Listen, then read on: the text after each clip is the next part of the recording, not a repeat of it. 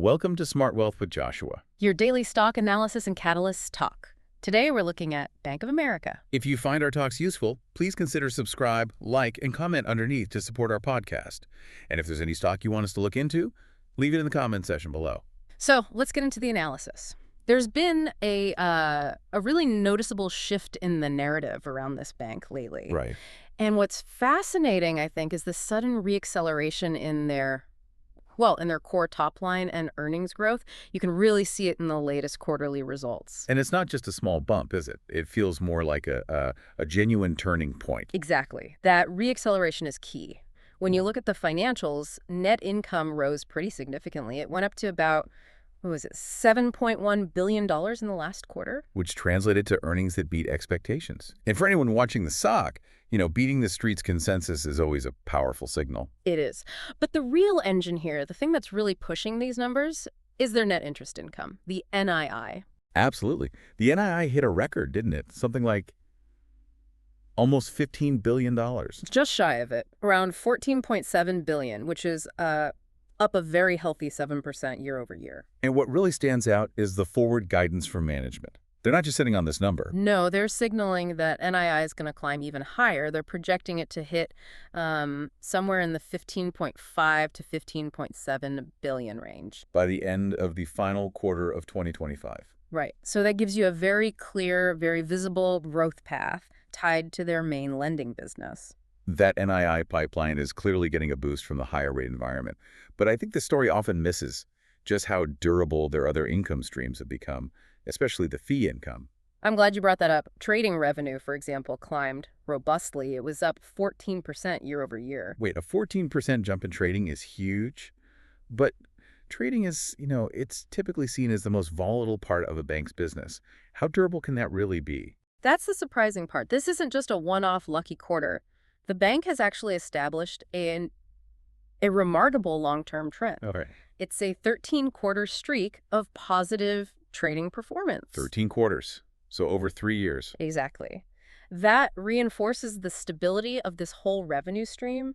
It suggests their markets franchise is, structurally sound and not just riding waves of volatility. And what about investment banking? That's been a soft spot for everyone, really. It has. Their IB fees were down about 9% year over year. That's mainly just the slow deal environment. But the potential for a rebound is enormous. It is. And management isn't just waiting for the market to turn. They're actively targeting mid-single-digit compounded annual growth in IB fees over the medium term. But you're going after market share then? Explicitly. They're pursuing an incremental market share gain of somewhere between 50 to 100 basis points. And for anyone listening, a basis point is just 1/100th of a percent. So 100 basis points is a full 1% gain in market share. And what's incredible is they already captured 136 basis points of share recently. Yeah, wow. So that suggests they have the scale and the infrastructure ready to go.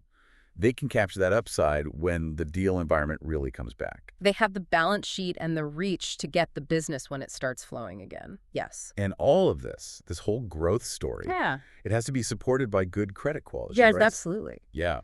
And it is. The data here is very healthy. Loan charge-offs have actually declined by about 10%. Declined. That's counterintuitive for this point in the cycle. It is. And at the same time, card spending rose a solid 6%. So what does that tell you? It tells a crucial story: declining charge-offs and rising spending.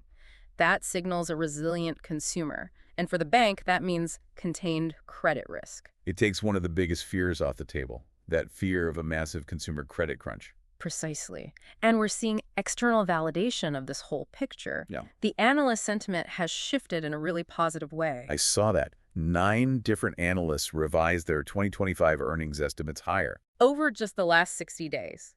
And this lifts the whole consensus, and more importantly, it shows clear upward revisions, not cuts.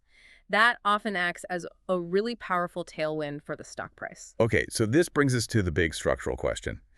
How does a bank this big manage to perform so well across so many different areas? The answer really lies in their competitive moat. It's all about their immense scale and their integrated universal banking platform. Unmatched scale is the perfect way to put it. Just think about the customer base. They serve nearly 70 million consumer and small business clients. It's a staggering number. 70 million. That's almost 1 in every 5 Americans. And it's supported by this huge physical network, right? 3,600 financial centers, 15,000 ATMs. But here's where it gets really interesting and where it connects to the future. It's their digital dominance. 59 million verified digital users. Yeah, and that's not just a vanity metric. That scale provides, yes, unmatched convenience, but more importantly, it creates extremely high switching costs for customers. I mean, the more tools you use, the more your finances are integrated digitally, the harder it is to just pack up and move to another bank, isn't it? It's a huge pain. And this network effect, it leads directly to lower unit costs for the business. And it lets them cross-sell everything. Consumer banking, wealth management, corporate services. Something the smaller regional banks just can't do at that level. Right. This digital structure is what's fundamentally changing the cost and efficiency of the whole operation. And you see that efficiency in their capital management. Management keeps saying they can grow loans. They're targeting, what, 4 to 6%? Mid-single digits, yeah. While keeping expenses flat or even down. And they can still return capital to shareholders. And that capital return, the buybacks and dividends, that's not just a nice to have. It's a critical driver of future earnings per share growth. So it provides a floor, in a way. Even if revenue growth slows down, the EPS is still supported. It adds a layer of resilience to the valuation. And so, with all this, the healthy NII, the durable fees, the huge digital moat, the question is, how is the market valuing all of this right now? well, based on their book value per share, which is about $37.95, the excess returns model supports a fair value of around $58.90. And for anyone who doesn't know, that model basically looks at how much money the bank makes above its basic cost of capital. It's a measure of intrinsic value. Right, and that 58.90 target is about 9 to 10% above where the stock is trading now. So it signals a fundamental undervaluation, at least if you buy into this whole structural growth story. And it seems the market is starting to recognize that. You can see it in the stock's behavior. The stock is up, what, 23% year to date? That's real strength. It is. And that price momentum, combined with the positive earnings revisions we talked about, fits a classic bullish trend, a series of higher highs and higher lows. The momentum looks constructive.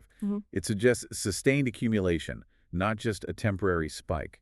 And if you look at the charts, the major moving averages are all positively sloped. That's consistent with the strong bullish phase. What's also important is you're not seeing widespread overbought warnings yet. No, which suggests there's still plenty of room for capital to follow these improving fundamentals without hitting, a wall of technical resistance. And the institutional flows seem to confirm this, right? We're seeing big players buying in. Yeah, that's a massive green flag. Large managers like Federated Hermes, they acquired over 183,000 shares recently. Ballard Group also increased its holdings. These are serious long-term players showing confidence. Okay, but for balance, we have to acknowledge the other side.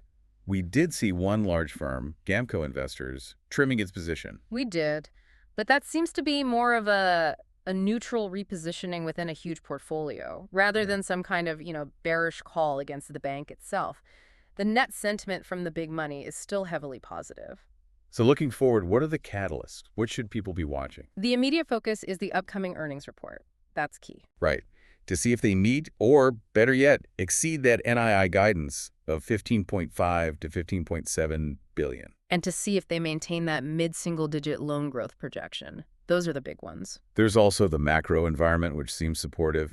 The bank's own internal research arm is, well, it's pretty bullish on the U.S. economy. They are. They're expecting above consensus GDP growth and ongoing tailwinds from all the AI investment happening across different sectors. That optimistic view indirectly supports their own earnings power. And this leads to what some are calling the Goldilocks rates scenario. The perfect sweet spot, yeah. If the Fed pursues measured, predictable rate cuts, it's ideal for a bank like this. It doesn't crush their NII, but it helps stimulate the capital markets and credit growth. Exactly. But there is one more catalyst. Okay. A more speculative, high upside one. Oh. Management is actively exploring strategies around stablecoins and institutional digital payments. So tokenized payments and that sort of thing. Right. They're looking at partnerships, building out the infrastructure.